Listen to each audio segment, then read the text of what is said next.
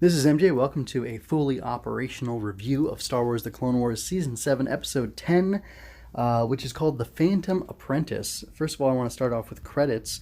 Let me see, where exactly did I put those credits? I do not know. Oh, here we go. So, it was directed by Nathaniel Villanueva, who's done a couple of these Season 7 ones, as well as Rebels and other things, and the episode was written by Dave Filoni, who's the co-creator of Ahsoka, along with George Lucas, supervising director, all that good stuff. I also wanted to give credit to, because I didn't do it last time, the music and the sound design people. We've got, let's see, it says, I'd probably say supervising sound editors are Matthew Wood and David Accord, but sound designer, we've got David Accord, and then this re-recording mixer and sound editor, Kimberly Patrick. So I don't know how the whole, and there's Foley artists, and there's people who did extra music.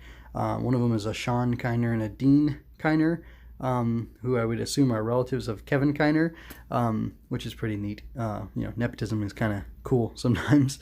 And I wonder what instruments they played perhaps. But, I don't have any insights into that, but I did want to point out who it was because I recently put out a little thing on Twitter, which was just like a little micro commentary on some stuff from the last episode, and I was talking about how good the sound design and music is, and I wanted to highlight the artist behind that because the only one I knew was Kevin Kiner. So anyway, really great episode. I absolutely loved it. This is like a 5 out of 5, 10 out of 10, whatever episode. I'm not sure what could have been done to make it more perfect. I did have questions though. And by the way, if you're checking this out, I have an audio-only version of it where you won't see any images except for the ones that I post on my blog. You can see images displayed there, or if you're looking at the video, you can see me flipping through images and stuff. I might reference those. Hopefully I describe them to you if I'm going to do that. But the final shot of the episode was very impactful. Ahsoka with all this damage and ruin and a warship next to her, and she's just looking up out at the stars. I wonder if she's looking at Coruscant and thinking about Anakin and what's going to happen to him. But I have to say, as much as I enjoyed this episode, I guess I'll go backwards. I really enjoyed this episode. The tension in it, the drama was very exciting. The action, the fight between Ahsoka and Maul was amazing. And I didn't quite think it would have ended that way based on his appearance in Rebels and how they interacted with each other. But he definitely respects her, and maybe this is why. I thought it was really fantastic that I think it was Rex and the other clone troopers helped save her and capture Maul, which is really exciting. I don't know what else to say about that. There was a lot of good face acting and the characters, lots of cool stuff. I love the tension that Maul is saying he'd rather die than be left alive based on what's coming. If he can't be interrupting Sidious's plan, he doesn't want to be alive to suffer the consequences of the fallout of the fall of the Republic, and that was pretty interesting to me. And it's funny, these the scripts and everything for this was done years ago, years before The Force Awakens or The Last Jedi, and I find it interesting that Ahsoka was going to join forces with Maul, and that we have them standing in a room, there's flames, there's destruction around them going on, and in the midst of it, he, the dark Force user, offers the light Force user for her to take his hand.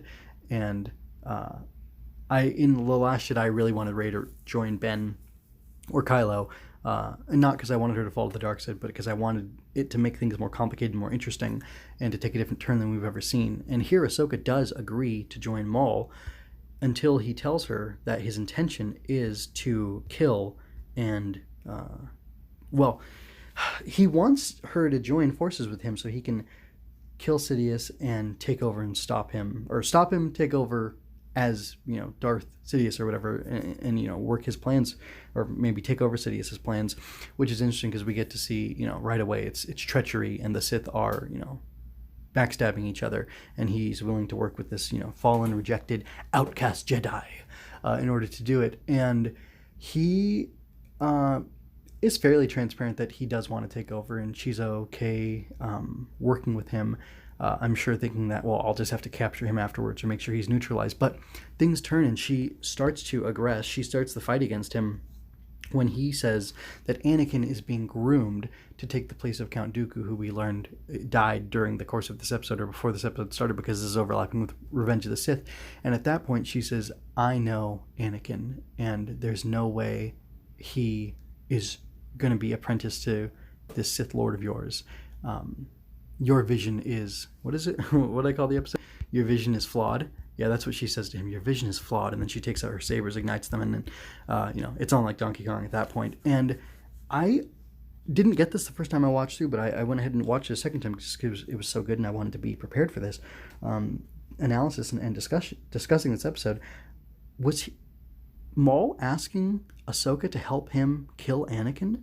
Because, and again, I wish I had grabbed the clip from this, but from the Revenge of the Sith novelization, which is a fantastic book written by Matthew Stover, it talks about a Jedi trap, what a Jedi trap is. And General Grievous being on Utapau and Obi-Wan being sent there, it is a Jedi trap. It is a trap designed to put others in jeopardy and have the Jedi die, and like you win either way. So it perfectly describes Sidious's approach to everything. But I've been thinking about this whole Mandalore thing. It too is a Jedi trap, and it was meant to, as Maul admits here, entrap Kenobi and Skywalker. And I think his plan was to kill them both and then be able to, or maybe he was going to turn Anakin and then go. But yeah, it's interesting. The object of, or Ahsoka knows that Maul is interested in Anakin, and I just, it's very interesting because it's vague, and I wonder if they'll explore it in the third episode or in the next episode what exactly his intentions were for Anakin and what caused her to turn. Because I get that she, fought. I'm not saying she shouldn't have fought Maul here, but it was interesting what triggered her to actually attack him. Was it him suggesting that they murder Anakin together, or was it him suggesting that Anakin and him join forces, more specifically to turn against Sidious and kill him? I'm confused by that, but the action was amazing. Little political stuff. I liked that the Mandalorians, the people of Mandalore, were saying to the clone troopers that they didn't want to be occupied anymore, or they were complaining that we're not going to take orders from you clones. And I don't know if that was like a racist type thing, like, or a xenophobic type thing, that they don't want to take orders from clones specifically, or if like Bo-Katan said, we want your occupation to end, which is funny because like you invited the occupation and now you want it to end. But they should leave as soon as possible, but that should be on the people's terms, not on the Republic's terms, I would say. But that's just me and my anti-imperial stuff. But another thing that I really liked was I think Jesse, it's Jesse, not Kix, right? Jesse is this big face tattoo of the Imperial cog. Anyway, he gets taken by Maul and information is ripped from his mind, like Kylo Ren ripping the information from his mind, which again, that's so funny to me. When was this being developed? Because he uses that technique, and then, Kylo he even does it by reaching his hand towards the person's head or face or whatever, and it just all felt very reminiscent of stuff that we saw in the sequel trilogy, and it would have been pleasing, I think, to have seen it in the Clone Wars. Maybe they rip stuff from it. I'm not going to suggest that, but it was interesting to me that Maul tells Jesse to go back to his brothers, and there was, in Sam Witwer's performance, there was like a hint of emotion, an edge to his voice, to Maul's voice, that made me think, is he still sad about Savage? Is he feeling that pain? Because, the Sith embrace their pain and all their emotions in order to fuel the dark side. And does he dwell on that pain of losing Savage? Especially because we know that Savage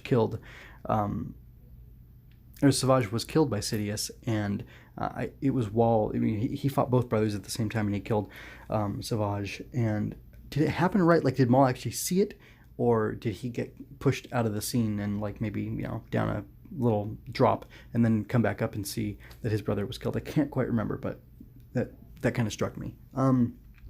This was a fantastic episode. Do you think Maul was trying to kill Anakin? What do you think his plan was exactly to stop Sidious? Because he definitely wanted Sidious dead. How was he going to accomplish that? How was Ahsoka supposed to plan that? If you know, let me know. Give me a comment or respond to this and let me know, because I'm a little bit confused about that. And then, did you notice Ahsoka's lightsaber, one of her lightsabers got like pushed off, and then she caught it? It like bounced off of Maul's saber, and then she caught it and did something with it. The fight choreography was amazing. Apparently Ray Park came and did mocap for this, and they animated over that, which is a great technique that I think more animation should use. They're using it in the Netflix Ultraman anime, which had it got released in 2019. I think they're going to release a new season this year, in 2020. So anyway, there's a little bit of a tangent, but that's pretty much all I have to say. I asked about, Maul's true plan with Anakin and what he was going to do, and I guess that's about it. I really liked Ahsoka being against Obi-Wan, wanting her to like encourage Anakin to just go along with the council's, asking him to be dishonest and spy on Sidious. That was really cool. And again,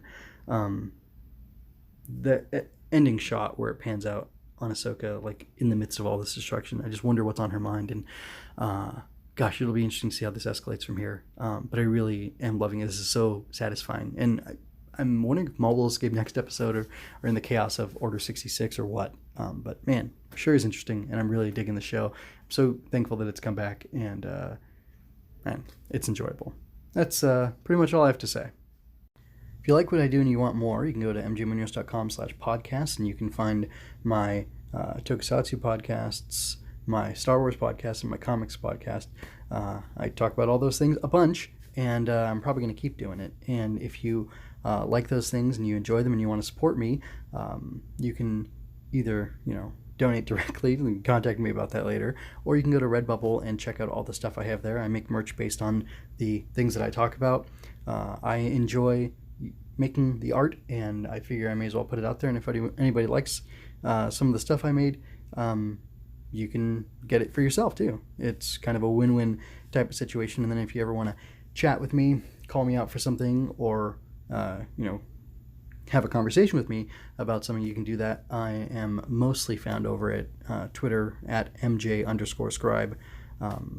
I always check that just to see what's going on, and I'll find your message if you left me one.